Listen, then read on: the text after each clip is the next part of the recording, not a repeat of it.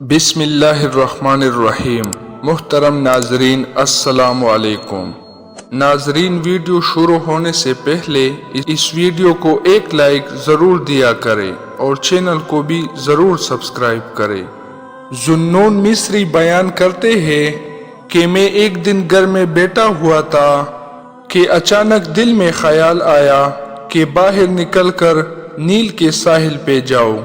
چنانچہ میں گھر سے نکلا اور نیل کی ساحل کی طرف چل پڑا۔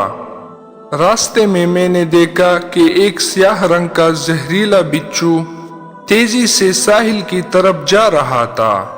میں نے اسے تیزی سے ساحل کی طرف بڑھتا ہوا دیکھا تو دل میں کہا کہ ہو نہ ہو کہ یہ ضرور کسی مہم کے لیے جا رہا ہوگا، لہٰذا میں نے یہ فیصلہ کیا کہ مجھے ہر قیمت پر اس کا تعاقب کرنا چاہیے اور دیکھنا چاہیے کہ کہاں جا رہا ہے۔ یہ سوچ کر میں اس کے تعاقب میں روانہ ہو گیا، اور جب وہ ساحل پر پہنچا تو ایک مینڈک اس کے انتظار کے لیے پہلے سے موجود تھا۔ بچھو اس کی پشت پر سوار ہوا اور اسے لے کر دریائے نیل کو پار کیا۔ میں بھی اس کی حرکت کو دیکھنے کے لیے ایک کشتی میں سوار ہوا اور بچھو پر نظریں گاڑی رکھی۔ الغرض وہ دریا کی دوسری طرف پہنچا۔ میں بھی کشتی سے اتر کر اسے دیکھنے لگا۔ دوسرے کنارے پہنچ کر وہ ایک درخت کی طرف دوڑنے لگا۔ میں نے وہاں نگاہ کی تو اس درخت کے نیچے ایک جوان سو رہا تھا اور ایک زہریلا سانپ اسے ڈنک مارنے کے لیے اس کے قریب پہنچ رہا تھا۔ اتنے میں وہ کالا بچھو سانپ کے قریب پہنچا اور اس نے جاتے ہی سانپ کو ڈسا، جس کی وجہ سے سانپ فوراً مر گیا۔ اس کے بعد بچھو جہاں سے آیا تھا اسی طرف روانہ ہو گیا۔ میں وہاں پہنچا، میں نے جوان کو بیدار کیا۔ وہ شراب کے نشے میں مدہوش تھا۔ میں نے اسے سانپ اور بچھو کی داستان سنائی اور اسے کہا، بندہ ہے خدا، اور اس خواب غفلت سے باز آ جا، اپنی نافرمانی بھی دیکھ اور خدا کی احسان بھی دیکھ۔ نوجوان نے مرے ہوئے سانپ پر نظر کی تو وہ خدا کی رحمت سے بے حد متاثر ہوا۔ اس نے اپنے سر پر خاک ڈالی، ندامت کے آنسو بہائے اور خدا سے توبہ کی درخواست کی۔ اس کے بعد اس شخص کی زندگی کی کایا پلٹ گئی اور خدا کا نیک بندہ بن گیا۔ اہل تاریخ بیان کرتے ہیں کہ خازم شاہ کے دور حکومت میں نیشاپور ایران کا دارالحکومت تھا اور یہاں 15 لاکھ افراد آباد تھے۔ شہر کی جغرافیائی اہمیت کی وجہ سے دور راستے اہل پنو، اہل عرفت وہاں آ کر آباد ہو گئے تھے۔ محمد بن زکریا رازی جو یہاں کا مشہور طبیب تھے، وہ بھی نیشاپور میں آ کر آباد ہو گئے تھے اور انہوں نے یہاں پر اپنا مدرسہ اور مکتب قائم کر لیا تھا۔ عمرہ پارس میں ایک شخص کو فالج کی شکایت ہوئی، جس کی وجہ سے وہ چلنے پھرنے سے معذور ہو گیا تھا اور بستر پر لیٹ گیا۔ اس نے بہت سے اطباء سے اپنا علاج کرایا لیکن کسی سے بھی افاقہ نہ ہوا۔ پھر اس نے اپنے رشتہ داروں سے کہا، تم مجھے محمد بن زکریا کے پاس نیشاپور لے چلو، ممکن ہے کہ اللہ تعالیٰ اس کے ذریعے سے مجھے شفا عطا فرمائے۔ اس کے رشتہ داروں نے سفر کی تیاری کی اور اسے وہاں سے لے کر نیشاپور کی جانب روانہ ہو گئے۔ ایک طویل سفر کرنے کے بعد دوپہر کے وقت نیشاپور پہنچے۔ شدید گرمی کا وقت تھا، دکانیں بند تھی۔ انہوں نے سوچا کہ انہیں اس وقت سرائے میں رہائش اختیار کرنی چاہیے تاکہ شام کے ٹھنڈے وقت طبیب کے پاس مریض لے جائے۔ چنانچہ انہوں نے ایک سرائے میں قیام کیا، مریض کو صحن میں لیٹا دیا اور خود سو گئے۔ جب شام کا وقت ہوا اور وہ نیند سے بیدار ہوئے، اب جا کر مریض کو جگانا چاہیے۔ جب وہ وہاں گئے جہاں انہوں نے مریض کو لیٹایا گیا تھا تو مریض وہاں موجود نہیں تھا۔ انہوں نے ادھر ادھر دیکھا تو انہوں نے اسے چلتا پھرتا پایا۔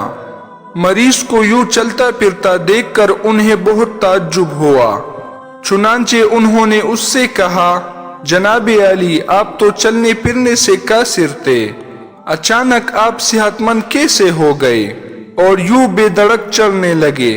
اس نے کہا، مجھے بھی نہیں معلوم کہ میں کیسے ٹھیک ہو گیا۔ تیماردار اسے تیزی سے لے کر محمد بن زکریا کے پاس آئے۔ اس نے مریض کی سرگزشت بیان کی۔ راضی نے کہا کہ اس کے فوراً کپڑے اتارو۔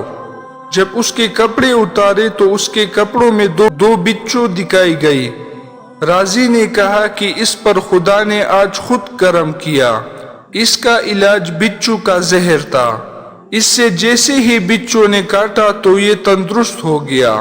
جب انہوں نے خدا کی اس حکمت کو دیکھا تو بے اختیار سجدہ شکر ادا کی اور اپنے وطن واپس چلے گئے۔ ایک دفعہ کا ذکر ہے کہ شہر شیراز میں خسرہ کی وبا عام ہو گئی۔ شہر میں ایک حاذق طبیب رہتا تھا جس کے پاس لوگ دور دراز سے دوا لینے آتے تھے۔ اسی طبیب کا اپنا بیٹا بیمار ہو گیا۔ طبیب نے بڑی توجہ سے اس کا معائنہ کیا اور اس نے ملیریا کی اطراب استعمال کرائی، جبکہ حقیقت میں اسے ملیریا نہیں تھا بلکہ وہ خسرہ میں مبتلا تھا۔ چند روز بعد وہ بچہ اللہ کو پیارا ہو گیا۔ اس واقعہ سے ہمیں یہ سبق ملتا ہے کہ طبیب اور دوائی کی حیثیت وسائل سے زیادہ نہیں ہے۔ جب تک خدا نہ چاہے نہ طبیب پیدا دے سکتا ہے اور نہ ہی دوائی مفید ثابت ہو سکتی ہے۔ عقیدہ توحید کا یہ تقاضا ہے کہ انسان یہ اعتقاد رکھے کہ تمام تاثیرات خدا کے اختیار میں ہے اور باقی سب وسائل ہی ہے۔ ایک دن اللہ تعالیٰ نے حضرت موسیٰ علیہ السلام کو وحی فرمائی کہ آج میں تمہیں ایک نشانی دکھانا چاہتا ہوں جو تمہارے لیے عبرت اور نعمت کا سامان فراہم کرے گی۔